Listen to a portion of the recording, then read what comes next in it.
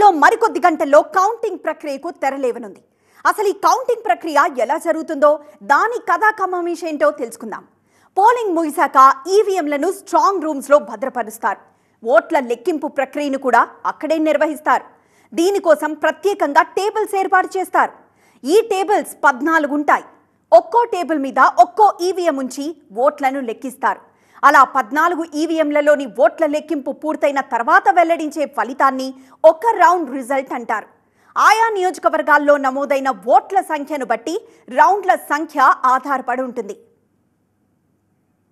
ఇక ఓట్ల లెక్కింపుకు ముందు ఈవీఎంలను ఓపెన్ చేస్తారు. ఈవీఎం యంత్రంలోని రిజల్ట్ విభాగానికి ఒక సీల్ ఉంటుంది. ముందు దాన్ని తొలగిస్తారు. ఈవీఎం బయట కప్పును మాత్రమే ఓపెన్ చేస్తారు. లోపలి భాగాన్ని తెరవరు. ఆ తర్వాత ఈవీఎం పవర్ ఆన్ చేస్తారు. దానికి లోపల మరో సీల్ ఉంటుంది. దాన్ని తొలగిస్తే రిజల్ట్స్ బటన్ కనిపిస్తుంది. దాన్ని నొక్కితే ఏ అభ్యర్థికి ఎన్ని ఓట్లు పడ్డాయో స్క్రీన్ మీద కనిపిస్తుంది. ఈ వివరాలను అధికారులు జాగ్రత్తగా నోట్ చేసుకుంటారు.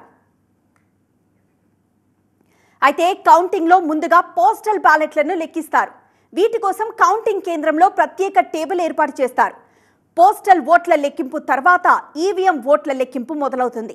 కౌంటింగ్ ఏజెంట్లు అభ్యర్థుల సమక్షంలో ఓట్ల లెక్కింపు చేపడతారు.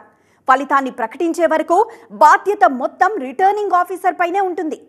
ఇక ఈవీఎంలను ఓపెన్ చేస్తున్నప్పుడు దాని సీల్ సరిగా ఉందా లేదా అనేది అన్ని పార్టీల ఏజెంట్లకు చూపిస్తారు. అది సరిగా ఉందని వాళ్ళు నిర్ధారించుకున్న తర్వాతే ఈవీఎంలను ఓపెన్ చేసి ఓట్ల లెక్కింపు చేపడతారు. ఇక కౌంటింగ్ సమయంలో ఈవీఎంలు మొరాయించినట్లయితే వీవీప్యాట్ స్లిప్పులను లెక్కిస్తారు. ఒక్కో వీవీప్యాట్లోని స్లిప్పులు లెక్క పెట్టాలంటే దాదాపు గంట పడుతుంది. ఏపీలో ఎన్నికల తర్వాత జరిగిన హింసను దృష్టిలో పెట్టుకుని భద్రతను కట్టుదిట్టం చేశామన్నారు ఏపీ సీఈఓ ముఖేష్ కుమార్ మీనా. రాష్ట్రంలో 1985 సున్నిత ప్రాంతాలు గుర్తించడంతో పాటు 12,000 మందిని బైండ్ ఓవర్ చేశామన్నారు. And how to control the law and order situation.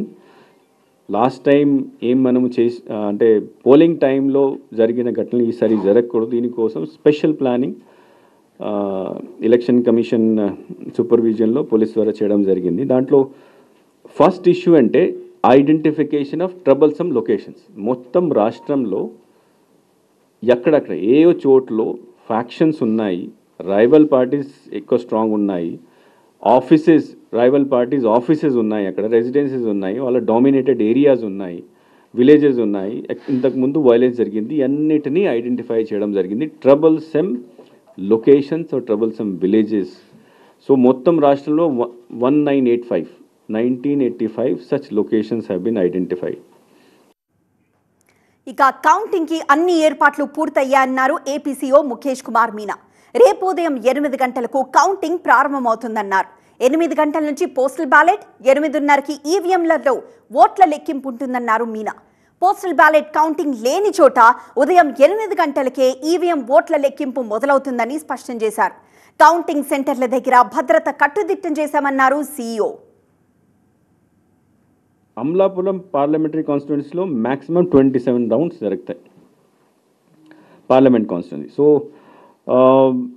9 to 10 hours is what maximum time it will take for that constituency. Morning 8 నుంచి స్టార్ట్ అయితే 6 వరకు పూర్తి అయిపోతుంది.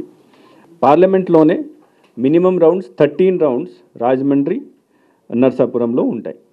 సో అది మ్యాక్సిమం 5 అవర్స్లో ఈవీఎం కౌంటింగ్ పూర్తి అయిపోతుంది. అసెంబ్లీ కాన్స్టిట్యున్సీస్కి వస్తే 26 రౌండ్ మ్యాక్సిమం భీమిలి వైజాగ్ జిల్లాలో, తర్వాత పాణ్యం నంద్యాల జిల్లాలో, అక్కడ 26 రౌండ్స్ జరుగుతాయి. సో 9 to 10 hours అక్కడ కూడా పడుతుంది. Minimum rounds again Kovur, Narsapuram assembly constituencies 13 rounds 5 hours maximum. 3 కాన్స్టిట్యున్సీస్లో as I said 9 to 10 hours పడుతుంది. 61 కాన్స్టిట్యున్సీ 21 to 24 అంటే 6 to 8 అవర్స్లో కంప్లీట్ అయిపోతుంది. And below that within 5-6 అవర్స్లోనే